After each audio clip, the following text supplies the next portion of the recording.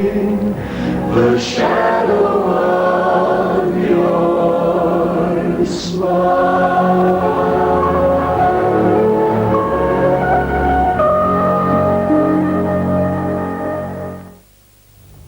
Illicit whiskey making provides the centre point of our late film this evening. Stills get destroyed and cars chase across the country as rival bootleggers cause a battle of the booze. James Mitchum and Keil Martin are the Moonrunners tonight at 11:50, which incidentally for viewers in Wales and the Midlands can be seen later. Now on BBC One it's time for news, advice and comment as we Ask Margo.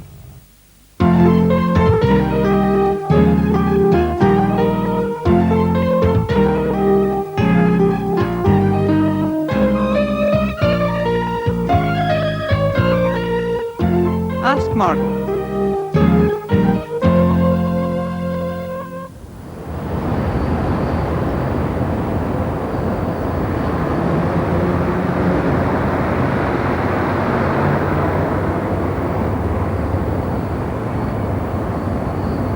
Hello, I'm Margo. And that was the worst storm ever to hit southern England. Everybody probably now knows that it's only very exceptional insurance policies that cover damage to gates and fences. But what about people who don't have any insurance cover for anything? How can they get help? Well, if you're vulnerable, a pensioner say, or a family on a very low income, you might qualify for an emergency payment or help from either the DHSS or social services. So contact your local CAB, welfare rights or legal centres as soon as possible. If you're a tenant, it's your landlord's legal responsibility to keep you wind and watertight. So if the roof is missing a few slates and you're having to use an umbrella inside your home, take up landlord harassment. And that's quite a nice switch from being harassed. Your local housing aid centre or legal centre or CAB will inform you of your legal rights. And if you write to me, I'll send you a leaflet on where and how to get help with storm damage, the address at the end of the programme. Now, I'm very happy to say that you've cottoned on very quickly to the secret of my success. I accept with all due gratitude your good ideas and comments in dealing with housing authorities, DHSS benefits and legal problems, and all the other things that can make life difficult. So, keep writing please, and I'll pass on your ideas and information over the coming weeks. I don't know about you, but I've already turned up the heating in our house, and I've started nagging my family not to go over the top, because all that heat's got to be paid for. And it's the mere thought of the winter fuel bills that can terrify pensioners and families on benefit or low income. People living in very tight budgets are all too aware that a severe winter can mean walking a tightrope between using the fuel needed to keep warm and having gas or electricity cut off when there just isn't enough money to pay the bill when it arrives. The National Consumer Council's magazine, Consumer Voice, claims that some fuel boards are adopting a get tough policy with customers who don't pay in time. And since there were almost 100,000 electricity disconnections last year and gas disconnections earlier this year were up 42% in the same period last year, the Consumer Council could well have a point. But why should this be allowed to happen? Both the gas and electricity boards have a code of practice specifically intended to prevent that sort of thing. But even though the code lists the groups of people who are supposed to be dealt with leniently, people on sup-ben, the elderly and disabled, and families with young children, the boards can still make life very difficult for some of them. Many organisations criticise the fuel boards for high-handed practices in dealing with people who can't pay. And when we ourselves in Advice Shop made this point last year, we got a letter from one of the electricity consultative councils. They reminded us that, as they are the statutory consumer representative body, they are the people to whom you should address your complaints and ask for help. And their address is printed in the back of your fuel bill. But how effective are they? They can't, after all, enforce the code of practice. So we'd be very interested to hear what sort of help they actually can give. If the fuel boards are stepping up their efforts to collect their debts, perhaps the consultative councils need beefing up to make them more successful at protecting customers from disconnections. So we'd like to know what you think. If you've had any dealings with them, drop us a line and let's know how you got on.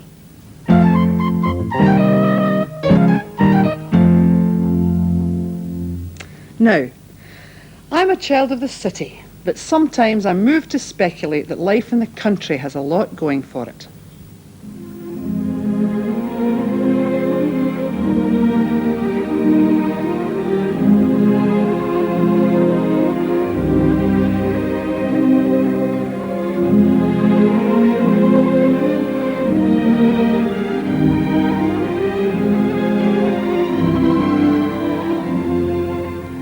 But my illusions have been shattered. I received this letter from deep in the heart of rural Wiltshire. Please, will somebody tell you and others who keep on telling everybody else to go to your CAB that for us here in Calm there ain't no such animal. The letter goes on to say, our nearest CAB is in Bath, a long and now expensive bus journey away. I do have a phone, but I simply can't get through to them in ever-busy lines. I am 79 and disabled with arthritis, and really, it does seem that one needs to get to a CAB in person to have one's query answered. What is someone in my position to do? Well, it's a fair enough point, and we stand chastised. But what can we do about it? Well, with me now is Sally Hawkins from the CAB. Now then, Sally, what can that lady do about it? Well, she's very lucky because she happens to live near one bureau which does have the resources to do home visits. Now, I know the phones are busy. If she can get through on the phone, then they will phone her back so she doesn't have to pay for the call. But otherwise, if she writes to them, then they'll be very pleased to go and visit her at home.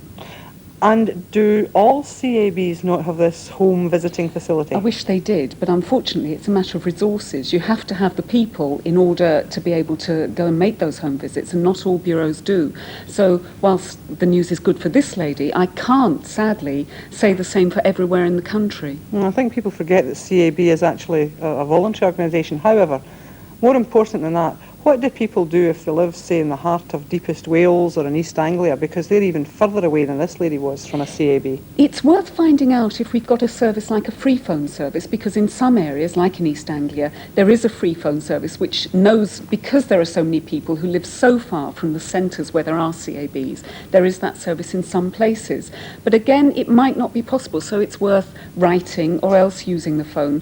And I know the service isn't everywhere that it needs to be, and we'd love to have the resources to provide it everywhere. Yes, we would like you to have the resources too, however, thank you. So there you are. If you can't go to the CAB, see if they can come to you.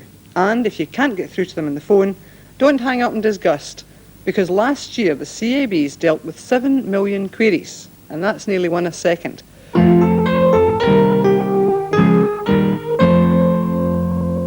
Amongst the most common questions that you've wanted to ask Margo have been pensions and retirement, and many have come from women.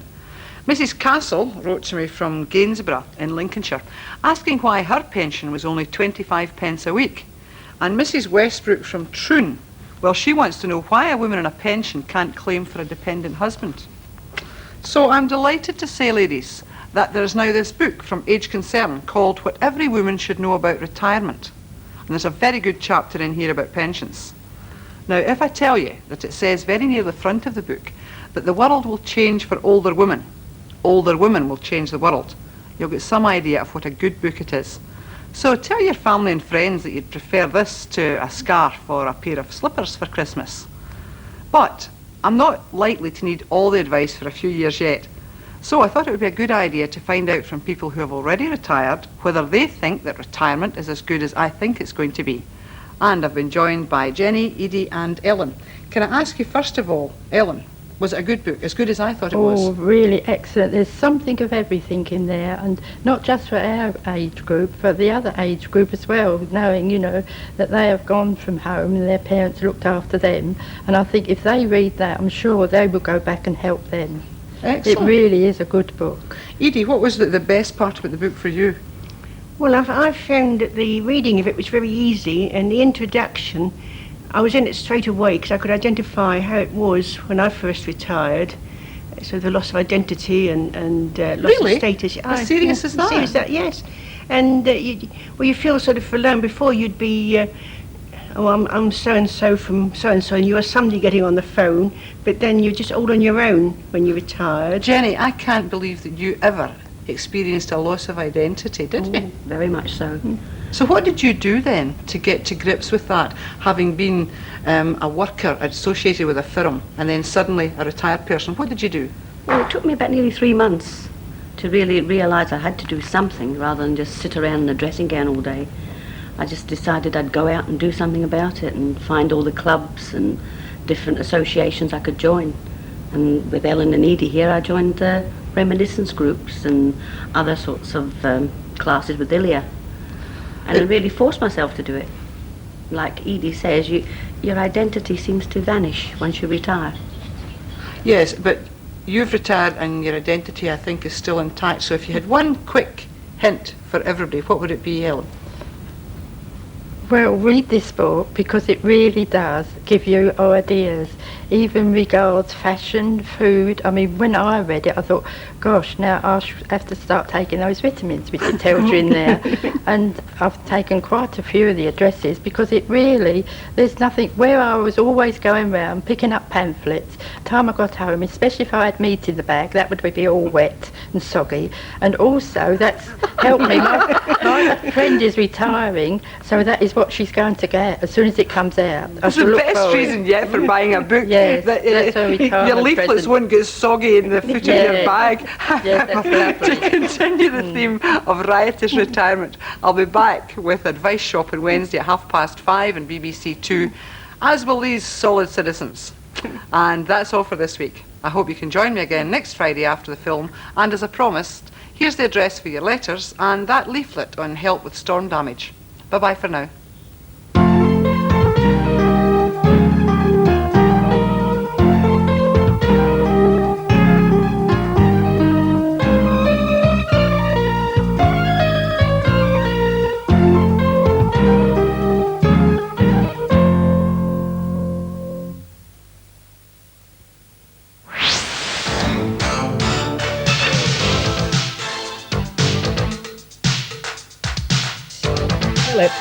But Philip, you've been in my studio. Why can't I come down to yours? We could do the Going Live trail from there.